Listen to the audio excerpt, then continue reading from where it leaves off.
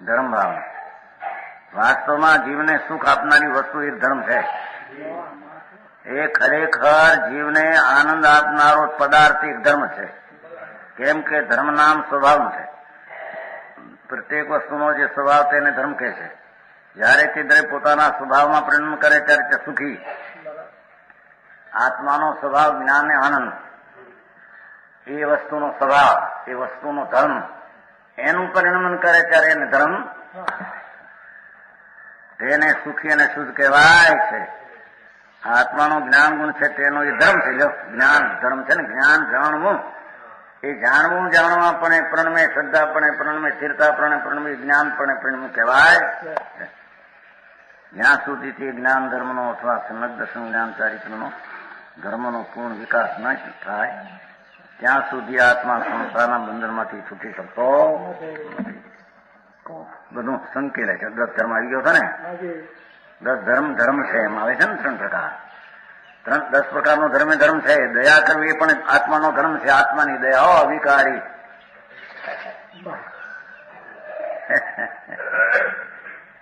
પરની દયામાં શું ભાવ છે?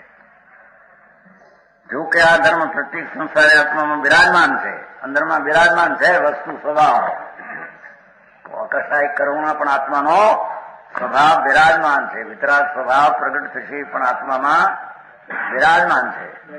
સમજાણું કાંઈ? હરિહંત પદ જે પ્રગટશે એ હરિહંત પદ બિરાજમાન અંતરમાં છે.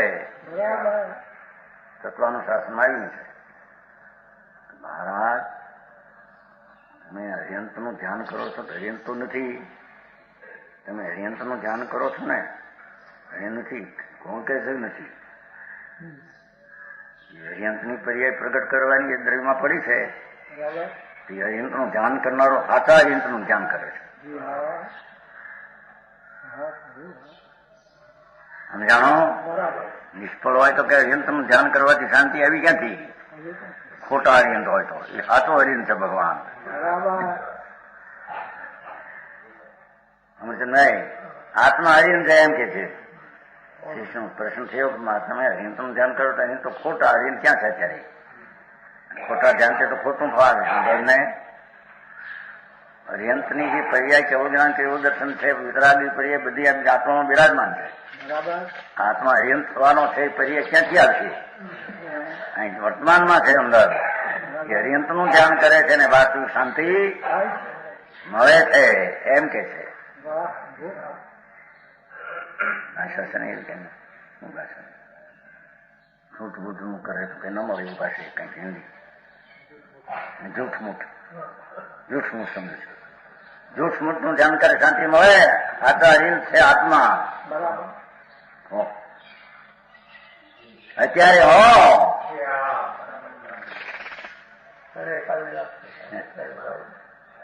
આત્મામાં અરિહંત પદ શક્તિ રૂપે, સત્વ રૂપે, ગુણ રૂપે ભાવ પણ પડ્યું છે. ભાવમય શક્તિ પડી છે. એનું ધ્યાન કરતા અરિહંતનું ધ્યાન કરતા આત્માનું ધ્યાન ને અરિહંતનું ધ્યાન, એનાથી એને સમ્યક દર્શન જ્ઞાન શાંતિની પ્રાપ્તિ થાય છે. જૂઠમૂઠ નથી કઈ એનું ફળ. હવે એનું હાથું છે. હાથા અરિહંત હોય તો હાથું ફળ આવે. સમજાણું કાંઈ? જો કે આ ધર્મ પ્રત્યેક સંસાર આત્મા બિરાજમાન છે તો 5 પદની પર્યાય આત્મામાં બિરાજમાન છે. વિતરાગ ધર્મ, સમાધિ ધર્મ, શાંતિ આદિ ધર્મ, અવિકારી દયાદિ ધર્મ, અવિકારી દયાદિ, એ બધો ભગવાન આત્મામાં બિરાજમાન છે. સમજાણું કાંઈ? તો પણ જ્યાં સુધી એનો આત્માનો વિકાસ ન થાય ત્યાં સુધી આત્મા સંસારરૂપી જેલમાંથી છૂટી શકતો મોક્ષ સંસારરૂપી જેલ એ દિવ્ય શક્તિમાન જેથી જંજીરેથી નીકળેલો. શ્રીમદે 16 વર્ષે કહ્યું એ દિવ્ય શક્તિમાન ભગવાન આ સંસારની જેલમાંથી નીકળે કયું ઉપાય ભાઈ? જેમ છે રાગના તાળા માયા અંદર. જાણો અનાદિ અવતારમાં જાણો તારો સ્વભાવ ભગવાન જેમ અનાદિ એ વૈષ્ણવ છે એમ અનાદિનો તારામાં સ્વભાવ પણ શુદ્ધ પડેલો જ છે.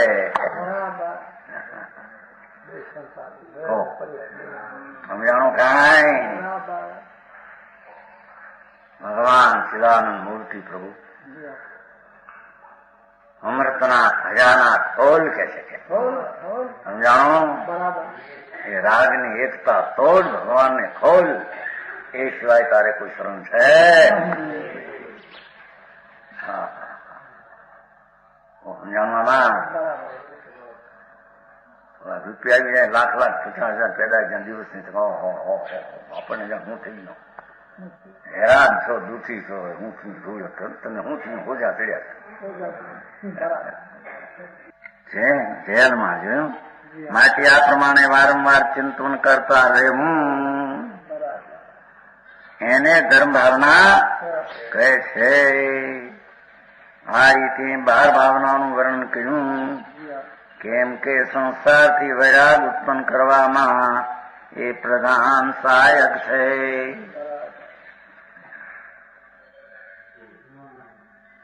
જાણું કાંઈ?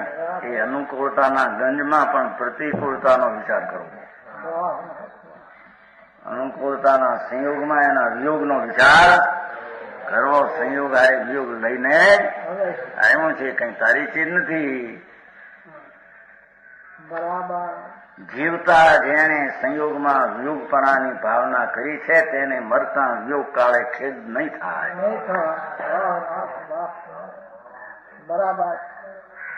સમજાણું કાંઈ?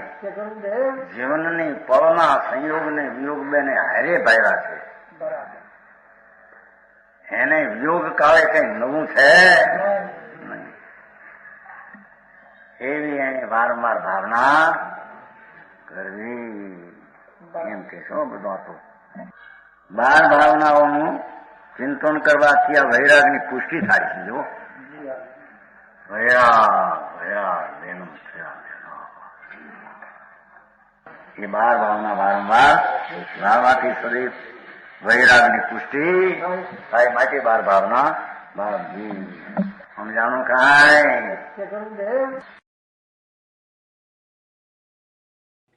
તથાપિ કહાનવાણીના